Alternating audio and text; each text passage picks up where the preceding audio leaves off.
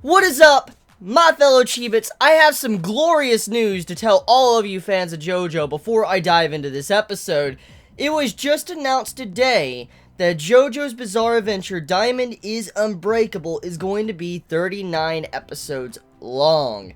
This makes me very, very happy because JoJo is a series I really love watching week after week. I look forward to it every Friday. Today is pretty much JoJo Day, and when I see a new episode of JoJo, I smile, and I'm glad to see how JoJo is going to be having 39 episodes for Part 4, because, I mean, as we all know, Part 3, it had 50-something episodes. It had, 50 episodes exactly. It was a really good fucking series. I love Part 3, and I'm glad to see that Part 4 is going to follow in suit and is going to actually have 39 episodes. It's going to be rather long, and apparently from the 39 episodes, I haven't actually seen the public reaction to how many, if this is like good, if that's enough episodes or not, but I'm going to assume that's enough episodes to cover all the core content of Part 4, so this is pretty damn good. 39 episodes. It's not going to be 12 episodes, it's not going to be 24 episodes, it's not going to be 25 episodes, it's going to be 39 fucking episodes lasting for 3 seasons. That is amazing. I'm very happy to see that. So, we're not even close to being done with JoJo yet. So, I'm happy to see that. It's going to be around for a good while for this year. So, anyways, let's talk about this episode. Episode, I think, 10 of JoJo's Bizarre Adventure Diamond is Unbreakable, Part 4. This episode focuses on Red Hot Chili Pepper and kind of how he's gotten stronger and how also Joseph is going to be making his way into Part 4. And I really like how this episode tries to focus on Okuyasu and how it shows his stand once again and how he could be a formidable opponent if he actually had a very good working brain. And it really goes to show you some dynamic and characterization to his character. Because, as I've said before in the past multiple episodes ago, the hand is absolutely OP. The way he could just, completely scrape away different things, even time and the space between objects. It's absolutely ridiculous, the strength of his stand, and if you added that like a person with a really good mind with that stand, you could do some crazy things with it, probably things we probably will never get to see. And so Okuyasu as a person, we get to see more of his personality, of how he's a hot-headed person, he doesn't really think all the way, and he's not really that intelligent, and so he gets in over his head, and he actually loses a battle in this episode. Red Hot Chili Pepper kind of manipulates Okuyasu in a way to where he can actually get away and then go after and kill Joseph, which I hope that does lead into, Joseph dying. I would really hate to see Joseph make his appearance in the episode and then just die right in the episode. I would fucking hate that so much, because after all the shit Joseph has been through since Part 2, Part 3, and now Part 4 he's going to be going through, I hope he doesn't die in just like one episode when he's introduced. But I highly doubt that, because this is JoJo. So, Red Hot Chili Pepper.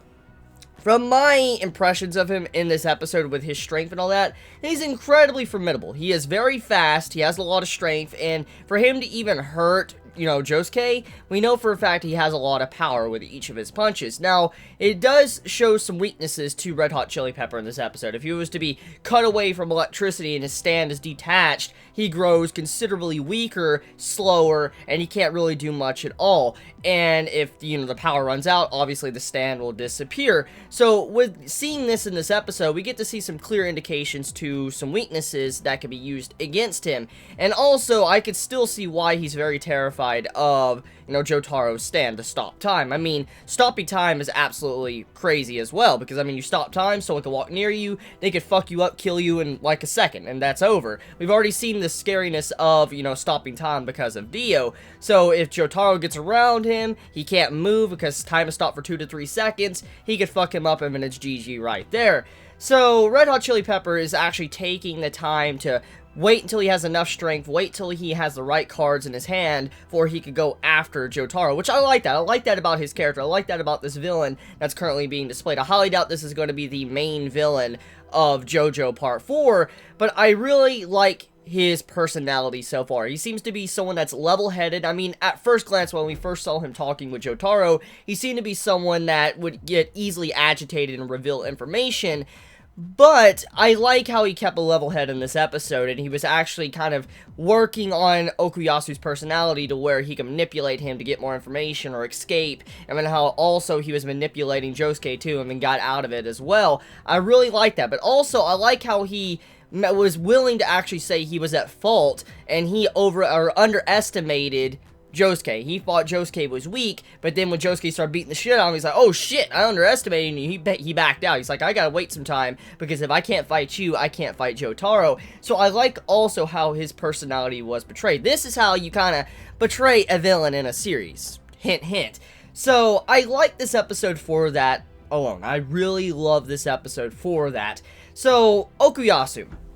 With this episode, I feel like this is the starting point or setup for his character to kind of improve and maybe become a better asset to the entire cast, because Okuyasu, he has a really good stand, a really awesome stand. So far, I do like his personality. His, entire character design and personality isn't something I haven't seen from before in other shonen.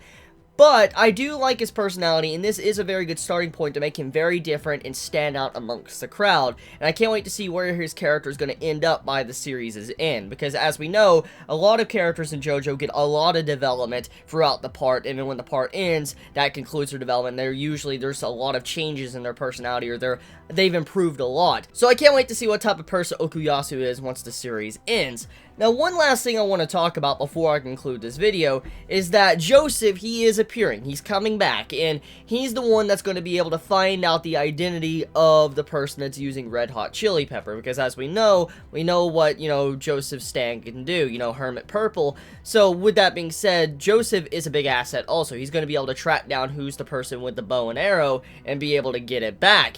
And I can't wait to see Joseph once again, because they've been hiding his face for the past 2 episodes. Last week, they didn't show much at all. They only just showed the back of him. This week, they pretty much did the exact same thing. I cannot wait to see our boy Joseph actually in Part 4. And judging by the description of what Jotaro said in this episode, he said that he was a person with dentures, he was weak, he uses a cane to walk, he can't really fight, he can't fight anymore.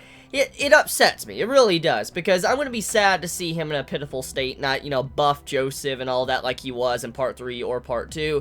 It's going to be sad. It's going to be a very sad sight, but also it's a rare sight to see in an anime, because how many anime can you count on your hand that you see a character grow up from, like, the beginning of his life to the end of his life? Like, how many anime have you seen that actually does that? Think about that, because look, Part 2 was focused on Joseph.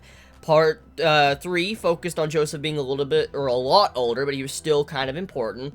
Part 3, we get to see him, well, we haven't seen his face yet, but we get to see him where he's at the final stages of his life. It's really rare to see in anime or manga just a character that has progressed throughout the generations. Many mangaka or writers love to focus on one key character, and if, they're kind of done with that part of the story, they just kill them off. And I'm really glad to see that, the mangaka of, JoJo's Bizarre Adventure doesn't do that. He keeps characters around, and he actually gives them the chance to grow old and then die, something you don't see normally. So I like that too about Joseph. Even though it's going to be sad to see his character in a pitiful old state, it's something very real, and something I really wish more writers would do. I really wish that. So, can't wait to see what he's going to look like. Let me know your thoughts in the comments below. You all have a wonderful day or night wherever you live. Please be safe. Chibi out.